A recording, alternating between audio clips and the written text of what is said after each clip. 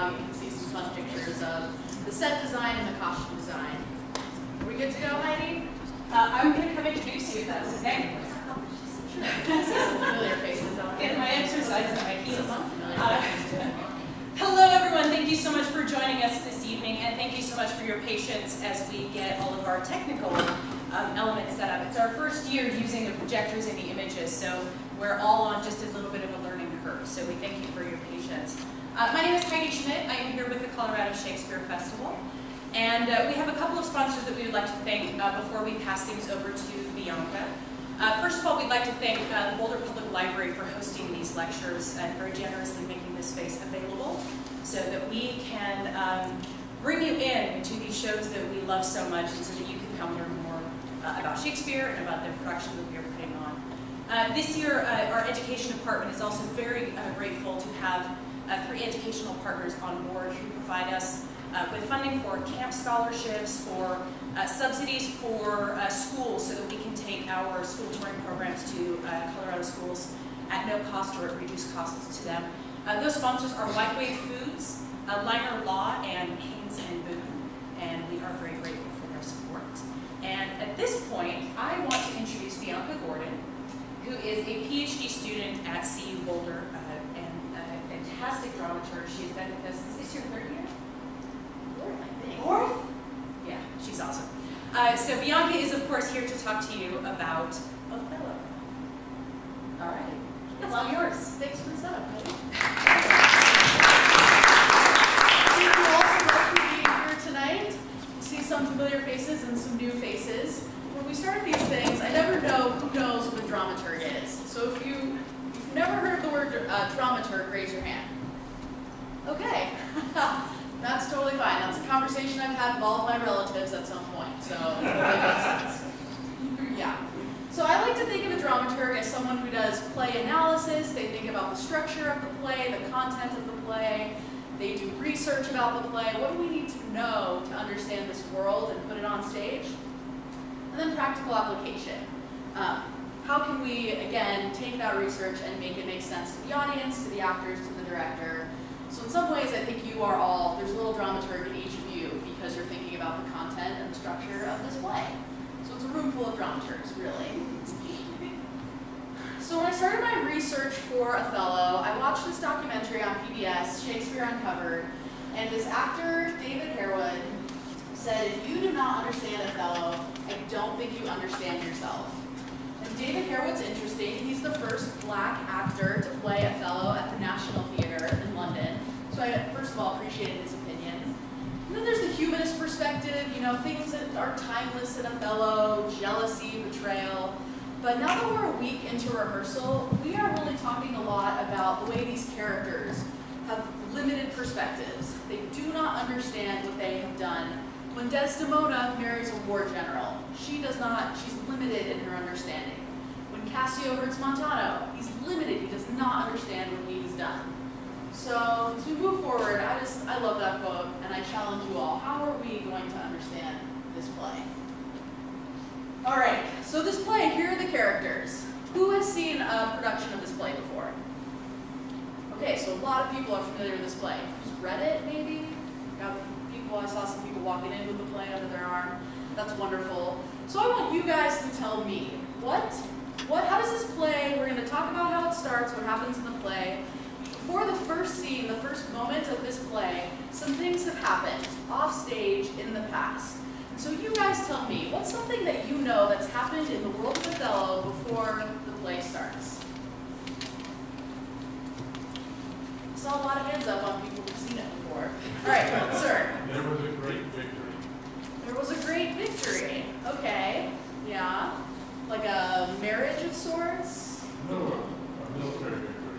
Military victory, okay, so that happens. That's something in the opera, Othello returns victorious general. Right, so that is excellent. That's something that's happened before this play starts.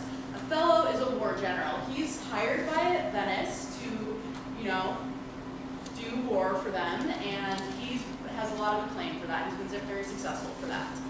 I saw a hand over here. Yes? Othello and Desdemona just eloped. Exactly. Before the play starts, Othello, this war general, has eloped with Desdemona.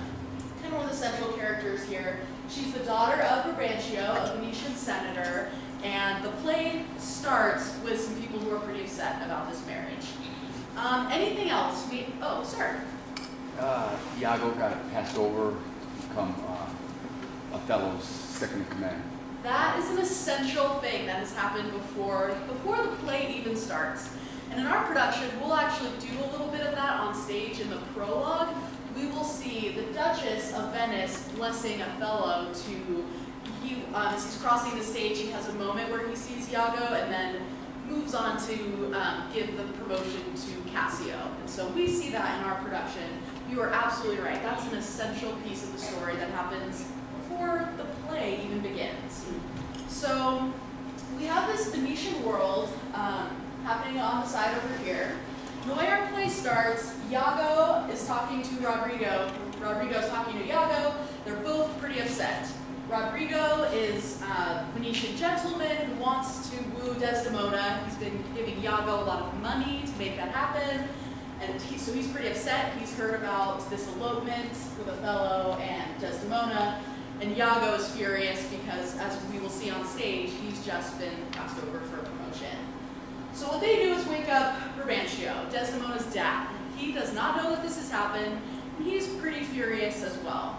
So all of those characters storm in on Venetian senators. They're having a war council. I heard you, sounds like you all are familiar with the war that's being fought right now. Can anyone tell me what is Venice fighting for?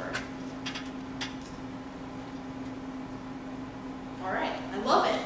I'm so nervous. I feel like you guys know this place so well, and still, here we are. So they're having a war council because Venice has control over the island Cyprus, and they've heard that the Ottomans are sending ships to challenge them on that. So they're having a very important political meeting when Burbage, Iago, Rodrigo, when they burst in and interrupt this important political conversation. Burbage wants the Duchess to be as furious as he is, and she is saying, we're in the middle of figuring out some war stuff right now. So the Duchess hires Othello, sends him over to Cyprus. Desdemona comes in and kind of defends the marriage, defends her love for him. But all of these central characters get sent over to Cyprus to fight the Turks. And Iago convinces Rodrigo to sneak along on board. You can get some time with Desdemona. She'll still be yours. This marriage doesn't matter. So then we transfer, in our production and in this play, we go over to Cyprus.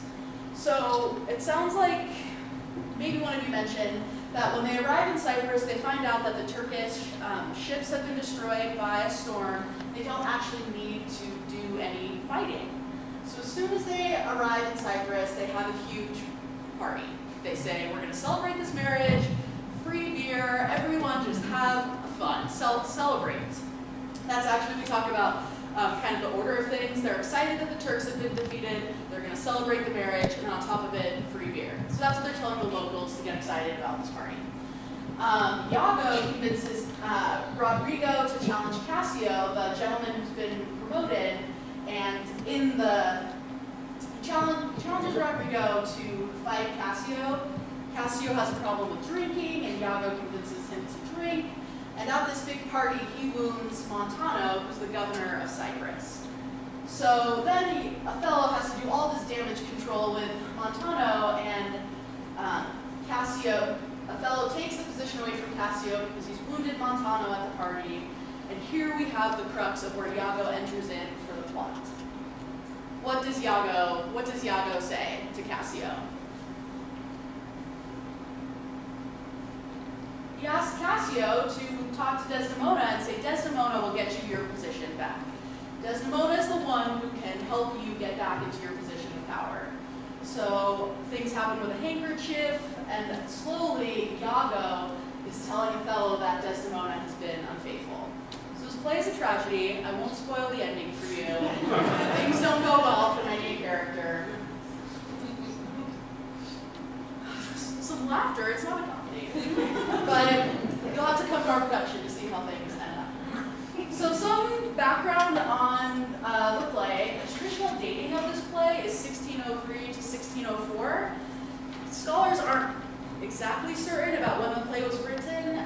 Part of that is because there's a quarto version and a folio version, and they differ quite a bit. So scholars aren't sure, was the quarto version kind of Shakespeare's first thoughts, and then his thoughts changed. We do know that the first performance was by the King's Men on November 1st in 1604 in the court of James I. And James had an interesting fascination with Turkish culture, so the play appealed to him. And his wife had asked Ben Jonson to write a play about Moors called The Mask of Blackness that she herself performed in blackface. So there was already an interesting fascination in court with the content of this type of play. And we'll talk about why scholars have begun to think that the play was actually written a bit earlier. But yes, as we covered, quarto and folio versions exist. Okay, so the source material. Othello is the most fascinating example I've ever come across in my reading of Shakespeare's plays of Shakespeare working with a direct source. So the direct source for this play is Cinthio's short story, The Moor of Venice. The short story that he writes centers around these 4 characters, and as I'm sure many of you are familiar with, Shakespeare often used source material, but I've never seen him use source material like this short story. It's basically an exact telling of the plot of Othello, with some key differences that show how Shakespeare was just a master of the psychology of characters. So in this short story, and it's available online, if you Google it, you can easily come across a PDF, as I myself did. It's about a Moor in Venice, a war general, but some of the plot pieces are different. The ensign, that's our Iago character, he loves Desdemona. There's the character Desdemona, and he loves her, when in our story, Iago, it's not as much about his love for Desdemona, but his hatred for the Moor. But in the short story, the source material, it's his love for Desdemona that causes him to plot with Othello, or not even Othello, to plot with the Moor to kill Desdemona. So in the short story, it's actually the ensign who kills Desdemona. He emerges from a closet with a sock full of sand and beats her to death. So I prefer Shakespeare's version, but this is, fascinating as well. And a certain captain of a troop, that's the Cassio character. He's involved a little bit later in the story. It becomes more of a revenge tragedy where all of the men want revenge, but it's not really about the jealousy and the human relationships that are happening in this story. Shakespeare really built that and gave us that. But I highly recommend Googling this and reading it because it's really interesting to see what Shakespeare did off of such a clear source.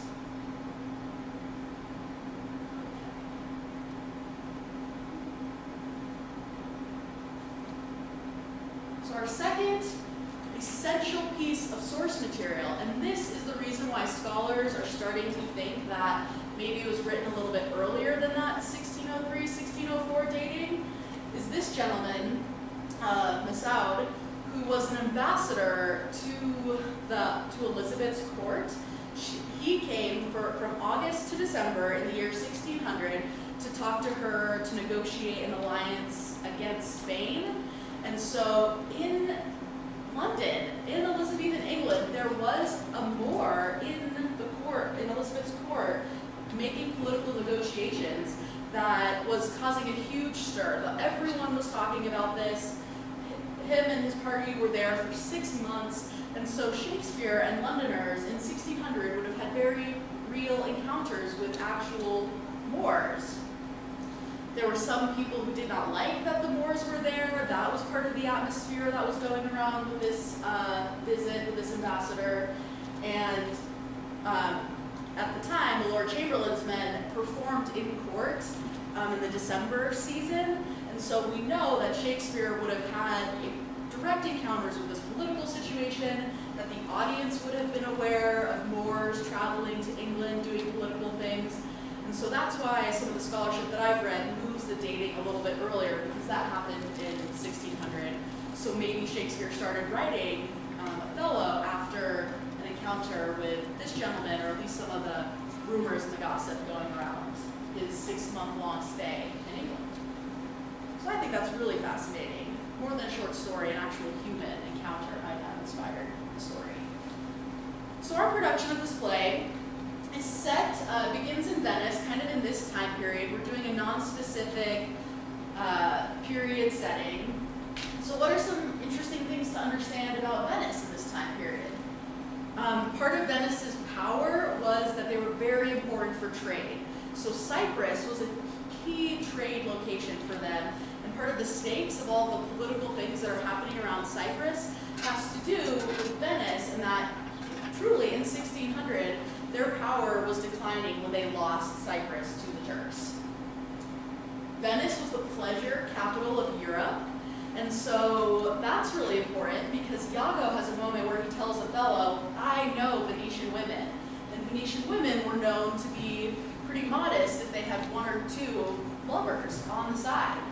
And so I started my research for this play when I was in Las Vegas, and in my mind I was thinking, oh, that's like, oh, she's from Las Vegas, you know? You have a completely normal, moral person from Las Vegas, but Iago uses how Venice was known around Europe to needle Othello and use his own knowledge of Venice against Othello. The Doge and the Venetian Senate, this is the power structure. We'll see this in the Duchess and the other senates, or the other senators in this play, but this is just fascinating to me. They were elected and then they were there for life. So these were people of great power, great position in the city, talking about politics in Venice. And then wedding tradition in the Italian Renaissance. Because we have at the beginning of the play, Burbage has had all of what he expects for a wedding taken away from him when they elope. And so I did a little bit of research. What were the expectations around weddings in Italy in the 1600s? And they were a huge deal. There were processions. It was a huge deal for the father to give the daughter away. They wrote poems to each other declaring, you know, the family values, the civic values, just reaffirming all those things. So it seemed very similar to what some wedding traditions are today, but they were a huge deal. And Burbage had all of that taken away from him when Desdemona and Othello eloped. All right, again, some interesting things about Cyprus in this time period. It's pretty war-torn. The battle between the Venetians and the Turks has been going on for a while. There was a huge battle in 1570, and then when eventually the Venetians lost Cyprus, their own political power began to decline. But in our production, we are absolutely treating Cyprus and the Cypriot people as people who are being subjugated by invaders. People who are not from Cyprus are there controlling them. They're there in this war-torn land, and so that will really come through in our production, how the Cypriot people kind of respond to the Venetians. There's some friendship, but not a lot of trust, and you can tell that the Cypriots will go kind of protect each other. They don't necessarily feel protected by the Venetians. So in rehearsal, we looked at a map. Where is Venice in relation to Cyprus? We have Venice all the way up here at the top left, Cyprus all the way down there, bottom right. Hopefully that map is clear. And that's something a dramaturg will do. I had Peter Macon, our Othello, ask me, how many days was that voyage? What is that distance like? So we discovered it is 1,139 nautical miles to get to Venice, to Cyprus. I don't know if anyone's done ship travel. That sounds like a terribly long journey to me, but it might not have been much longer than like 10 days, depending on the winds, what you're seeing. So here's something that was quite troubling to me to come across in this play that talks about race and Othello as a war and how, as an other in Venice, that there's actually a pretty frightening race is a component of the production history of this play. The first white actor to play Othello was Richard Burbage, and he was praised for that performance. Absolutely, people loved him. And it wasn't until 1833 with Ira Aldridge, so 2 centuries of all white actors playing Othello. So Ira Aldridge was the first African-American actor to play Othello on the London stages. And there's a play right now about what I don't know what the title of the play is, but I've heard of a play about his experience being the first black actor to play Othello with a white cast. There have been all-black productions before 1833, but I was fascinated and troubled by that. Paul Robeson had a very beloved performance in the 40s. With Peggy Ashcroft there as Desdemona, and his experience playing Othello was troubling as well, where he received some hate mail. There was a lot of pushback against seeing black actors taking on the role of Othello. And then there's some kind of odd blackface performances. Maybe they're not odd to you. They're odd to me. We'll see. It's debatable. Sir Laurence Olivier and Anthony Hopkins doing kind of blackface performances. And Sir Laurence Olivier has a very odd relationship with this play because he also played Iago, with his main motive being his homosexual tendencies. And that performance, it didn't work on stage either. So we all love Sir Laurence Olivier, but he has an odd relationship with Othello. Fascinating, right?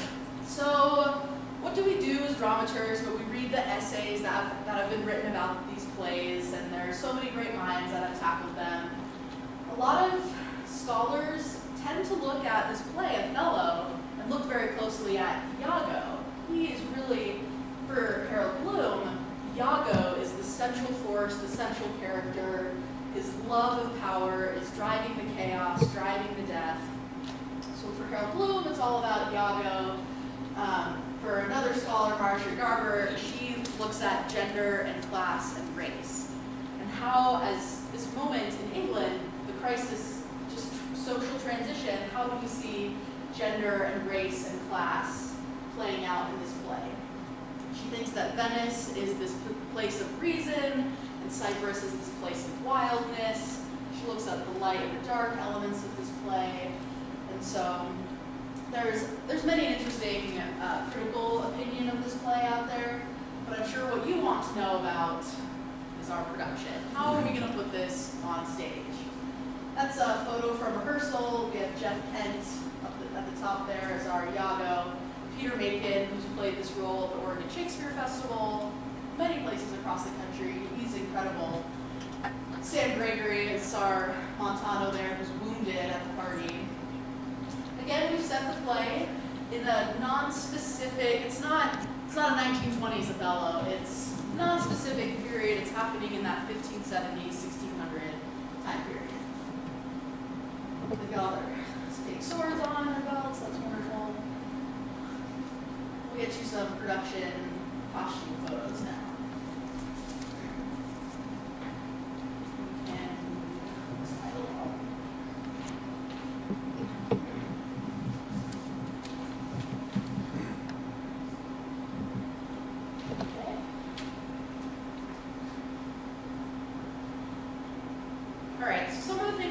Focusing on in rehearsal, the politics of this play. How great are the stakes, and what is happening in this Venetian Senate? What's happening in Cyprus? It's a place of subjugation. It's a war-torn place. And so we're taking the politics of this play pretty seriously in our production. We often talk about Desdemona as someone who's familiar with political power, her father being a senator, and how she really agrees to something that still she does not understand. The spiritual components of this play, often in rehearsal, we're talking about the cosmology and who believes what. And for Desdemona, she's very specific with a Christian God. She prays, her morality, it seems to line up with kind of Christian morals. And in rehearsal the other day, we were talking about Othello. What is his religion? Is he really a Christian? Is he a pagan? What's he all about? And we landed on he's a god of war. That's his cosmology. War is all that he understands, and spiritually that is what he is aligned with. And then the personal factors of these characters. Class, when you see this production, pay attention to who's standing where. because we're using the stage really strategically to say, this person's lower class, so they're gonna move down to lower levels, and this person's high class, they'll move to higher levels, and then when that reverses, what does that mean for that relationship? Gender, we're talking about the women as a second class of others in this play. And Lisa, our director, is very specific in the attention that she's giving to the women in this show, that they are brought down by the men in this world, but that the women are not victims, that they are doing as much as they can to hold on to their agency, to hold on to their power. They're not just sweet little bunnies going to their death. If any women die in this play, I have a play. And race, of course. Race is a huge part of this play. For Othello's character, for the Cypriots, who are distinct from the Venetians, race and Burbage, especially that character and some of the Venetian people, we've given different characters different notes of, you are a racist and you do not like Othello for his race. And then other characters who connect with him as their general, as a human, race is not, they're not as bothered by that, but, oh, now it's working. Okay, so race is something we're talking about in rehearsal, not surprising. So one of the ways that Lisa specifically wanted to heighten the conversation this production is happening, conversation that this production is taking on about women is by changing the Duke of Venice into a Duchess. I think I just saw the Duchess herself walk in the room, and Sando, and that was a really specific choice by our director to make the Duke a Duchess, so that we could see a female in power making these huge political choices, these war strategies. And then Burbage just busts in. This angry dad thinks his issue is more important and tries to interrupt the very important conversation that she's having. And we'll see how the Duchess kind of maintains her power, maintains her agency, even in a scene like this. And we had a really interesting conversation in rehearsal, in our context right now. We have Hillary Clinton, running for president. And so how is even our own country treating women in positions of power? How do we talk about them? How do we treat them? That's a very relevant conversation, to where we're at right now. So we always want these productions to intersect, what our world really is. So this is a photo of the set design. It's a similar structure to the Much Ado set, but pared down, more minimal. You'll see that center platform is where we'll bring out a bed for the final moments of the story. And also some of the back paneling is specific to Cypriot design. So that's the world we're evoking there. Other photos. Okay, so we have the costume design for Othello and for Iago here. That period classical style. Very beautiful, rich tones in the costumes. The women as well, and if you're a Shakespeare nerd, as I assume that you are because you've shown up here tonight, you're familiar with the Oregon Shakespeare Festival, and these costumes we've actually rented from the costume department in the Oregon Shakespeare Festival. So that's a little exciting inner knowledge, a little piece of OSF on our own characters. And again, gorgeous costumes, gorgeous colors. Something else that we have that's really exciting, a faculty member from the Theater and Dance Department of CU, Donna Mija, is Lisa's bringing her in to choreograph the dance that happens at that big party. They're celebrating the wedding, they're celebrating the defeat of the Turks, they're celebrating the free beer, and we have one of the local courtesans, this character Bianca. It's been very weird in rehearsal, talking about Bianca and then talking about Bianca, but it's not often you have a dramaturg as also a character in the play. So anyway, when they're having that big celebratory party, Bianca comes up forward and does a dance, and it's choreographed by a faculty member at CU whose specialty is African and Arab dance. And so that has been really incredible in rehearsal to watch that come together. Some motifs, things to look for in our production. handkerchiefs, very important. But we've tried to be very specific with placing handkerchiefs in a lot of different places in the play, just to track that motif. You'll see a lot of different characters in that dance scene. Handkerchiefs will be thrown around, very beautiful. Another motif are pillows. Whenever you see a pillow in our production, we're trying to layer it with a little bit of extra meaning. A character has a feeling or something's going on with the pillow. So whenever you see a pillow in our production, ask yourself, what's another something that is going on with this character in that pillow? Well, there's more than you think there is. There's more. We're doing some interesting stuff. And then the sound of the wind. This is a really fascinating motif in our production. We're going to have several moments. One where Iago is signing, he's taking some letters that Othello is signing, and he pours some talc on it and like blows the talc off it. And we're taking a sound recording of Jeff Kent doing that and threading that through the production. When Othello has an epileptic seizure, you'll hear the sound of the wind. When Desdemona sings this willow song, knowing that there's doom in the air, you'll hear the sound of the wind going through. So when you see this production, just keep an awareness. Where is this wind sound tracing through? And a couple other places as well.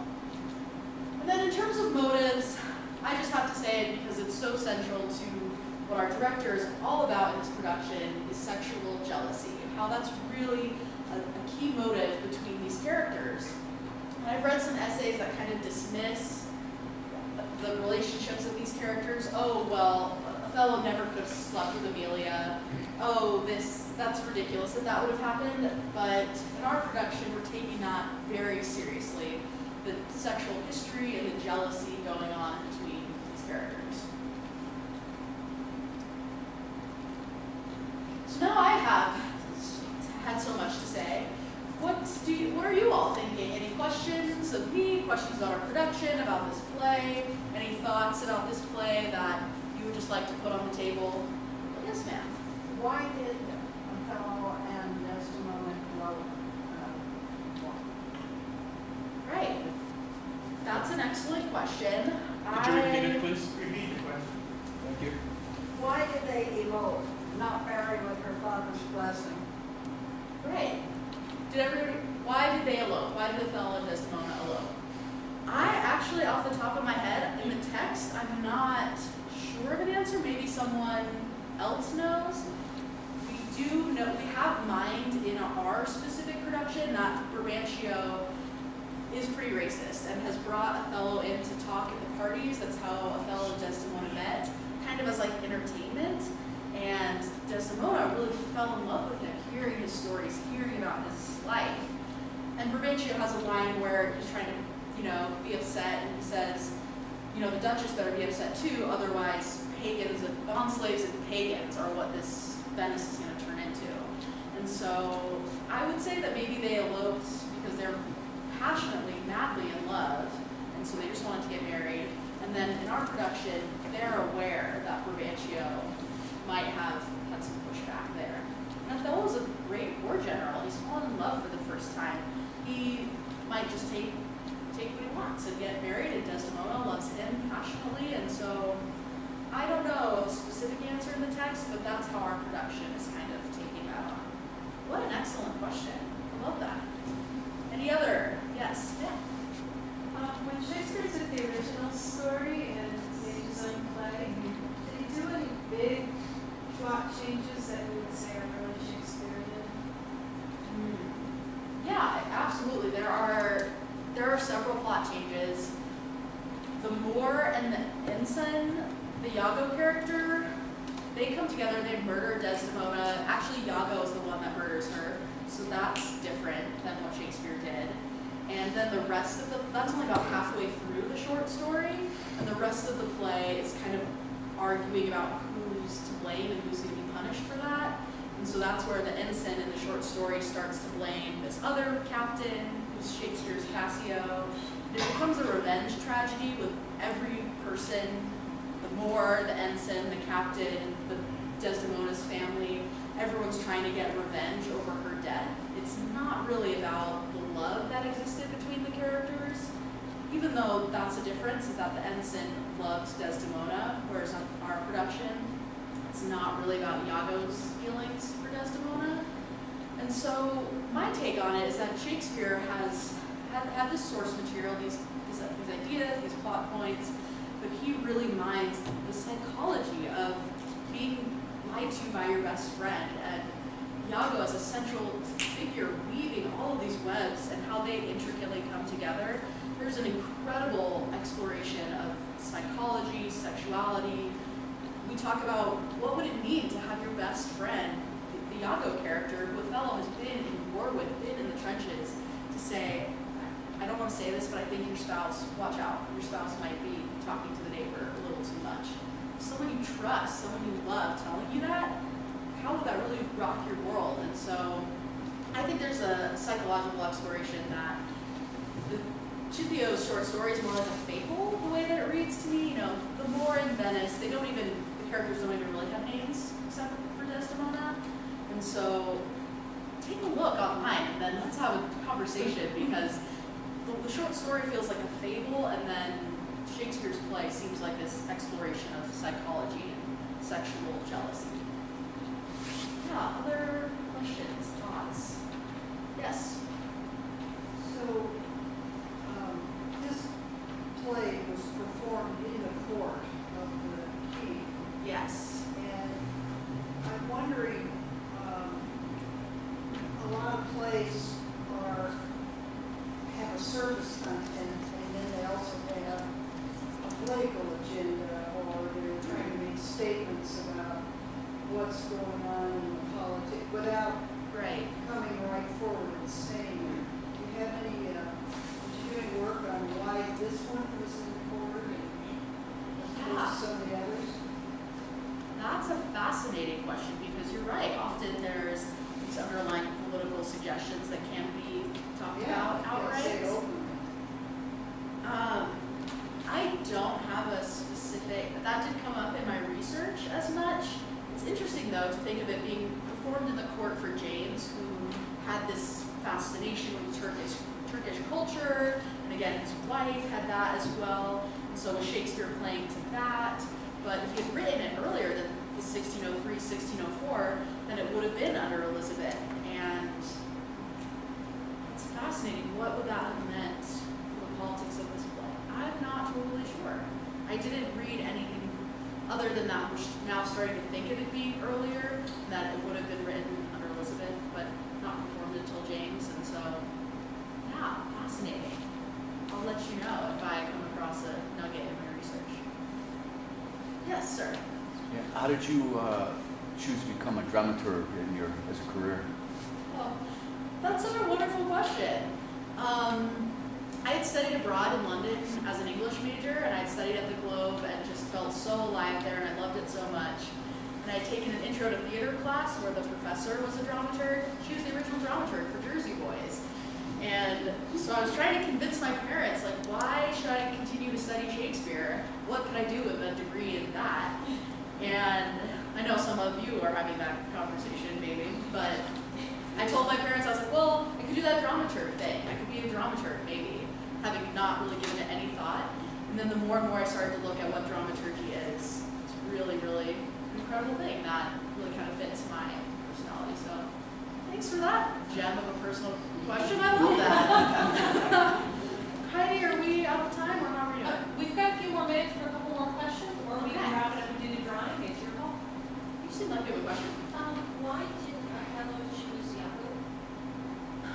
That, in the rehearsal room, we're talking about this because that's a great question. Iago is someone who he's been in war with, is a close friend, and Cassio is someone who we talk about as having no practical knowledge of war. That's what the text says. So in rehearsal, we're talking about that as Othello kind of making political moves as he sees the senators and their influence, they've hired him. So we talk about maybe something kind of came down from the Senate saying, this is who your guy is going to be. And so it might not have been Othello's choice as much as him kind of respecting what is maybe a decision from on high. We have other people here in the rehearsal room who might speak to that, but that's my understanding of why he didn't choose Iago. He kind of made a political, what would have worked out better for him politically rather than this guy who is his friend, who's been in the trenches with, but he's kind of dealing in this huge world of politics and how to please who, and I don't know, that makes sense to me. And when I see in kind of our political context, decisions sometimes don't make sense, but you say, oh, that decision probably didn't come right from that person's heart. It came from over there and then over there, and so hopefully that satisfies. Right. Yes? Do you know about what age is appropriate for this show?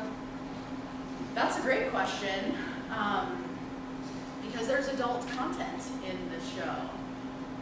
Age appropriate. I might defer to our education. I would say a teenage audience. There's not nudity per se, but a lot of the conversation of Shakespeare's text is about relationships and who's had relationships with who, and so I would say a teenage.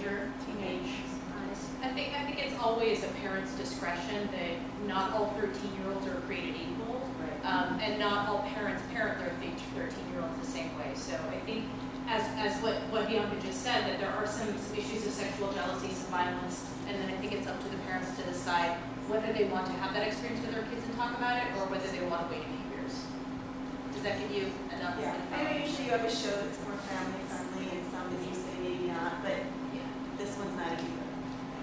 Yeah, that's a really great question, and I think where we're at in rehearsal right now is trying to push those boundaries and find how much can we really get away with, and then we might reel it in a little bit, and so, right, but the text is what the text is, and so even reading this play is adult content. Yes? I had some curiosity about the symbol of the handkerchief. Could you tell me in your dialogue and the production that you're doing how you thought about that and how you factored it in? Absolutely. And I perhaps wasn't super clear on that. In the story, Othello has given the first token, the first gift of affection that he gave to Desdemona was this handkerchief from his mother. And so, and Iago knows that, and when he starts to seed into Othello that maybe she's been unfaithful, Iago says that I've seen that handkerchief with Cassio. And so I think maybe your question was like, what is the significance of the handkerchief? That is really the token when Othello starts to say, could she have been unfaithful? We are in love, we're newly married, I know her, she would not be unfaithful to me. He tells Iago, get me proof. I need proof if this has really happened. And it's the handkerchief, that's kind of that physical thing that eventually Iago's wife, Emilia, steals, or she picks it up. Desdemona has dropped the handkerchief, and Emilia picks it up and gives it to Cassio. And so when Cassio has this handkerchief, it's the proof, it's this physical evidence that the first token of affection Othello gave to Desdemona is now in Cassio's hands. And he's giving it to Bianca, his courtesan, and so it's very, very significant in the story in that way. And then in our production, we're having the Cypriots dancing with handkerchiefs. People will often pull out a handkerchief in their pocket. It'll show up in a lot of different places because it's so crucial to this physical, this tangible proof that Desdemona has been unfaithful. But all the rest of it is kind of, what Iago's feeding. Any other uses of it in your production? Is it intended to be evidentiary as well, or just a milieu of symbol? Just a symbol, not evidentiary. Like I know that we have Iago has a handkerchief that he pulls out and offers, and these women dancing with handkerchiefs, and those are not the same central key piece of evidence. It's more just kind of like tracing that line of how important that presence of the handkerchief in our production. Yeah. I think one more. All right. Any other questions? Yes, ma'am. I remember reading this as a sophomore in high school, and the question I had then, which is still the same question, is how could Othello be so stupid? I mean, do we act in such a major way on one person telling us? What a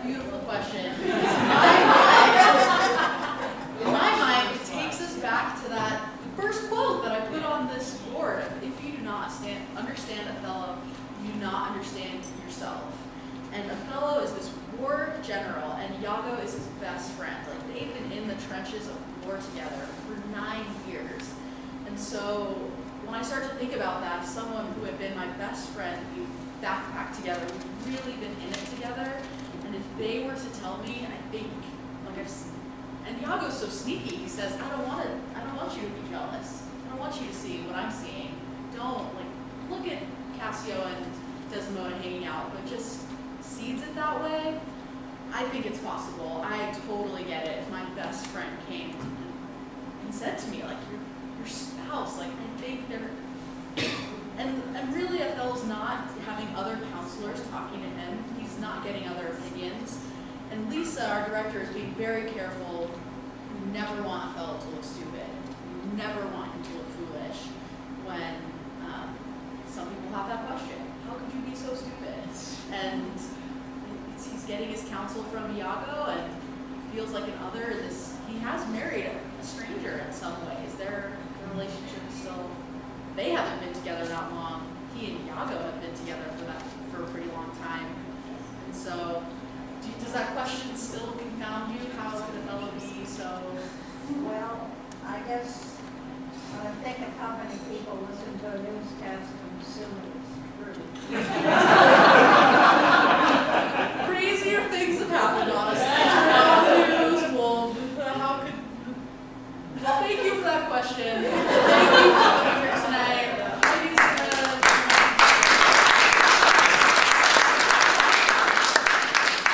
All right, last chance.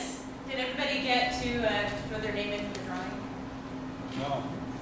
All right, very quick. Pass it back. I've got a pen here too. While he does that, can I just ask, at the last lecture you said, someone said that these lectures were being put up on the YouTube channel? Yes. Is that happening? Yes, Much Ado About Nothing and Wittenberg are both posted. If you go to YouTube and search Colorado Shakespeare Festival and click on the user Colorado Shakespeare, there's a whole list. And there's like a separate playlist that's called Classics 101. So you can find it there. Great. So I checked last time and Yeah, it's usually maybe a week, sometimes 2 weeks of a delay in order to get them posted, but I was on there today actually, and they were both. So thank you for checking. Did that buy you enough time?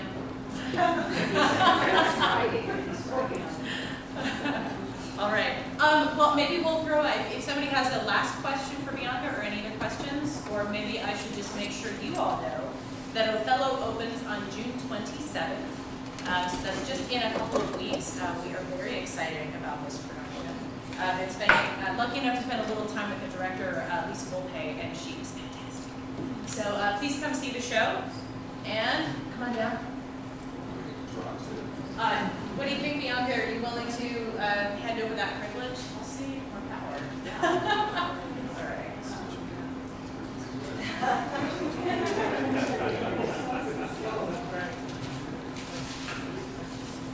All right. Did you want to go ahead and pull the winner? Or is that going to be suspicious? All right. All right, Bianca, you're up. I feel like we should get a drum roll going or something. Okay. And the winner is Annie Mayer. Anne Mayer? Anne Mayer. Anise. Okay. All right. Thank you all so much for coming on behalf of Colorado Shakespeare Festival and the Boulder Library. We are delighted to have you here. I'm going to move Mr. Shakespeare out into the hallway, so if you want to take a little selfie, you can use a little hashtag #COShakes. You are welcome to. Thanks for coming.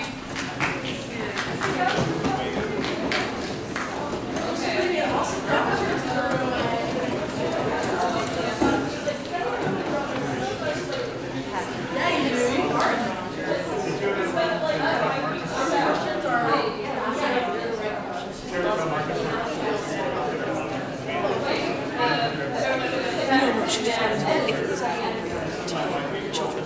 Like, what was the age range? I mean, I would ask her. I would bring middle schoolers. I think she was just wondering, like, she just wanted advice.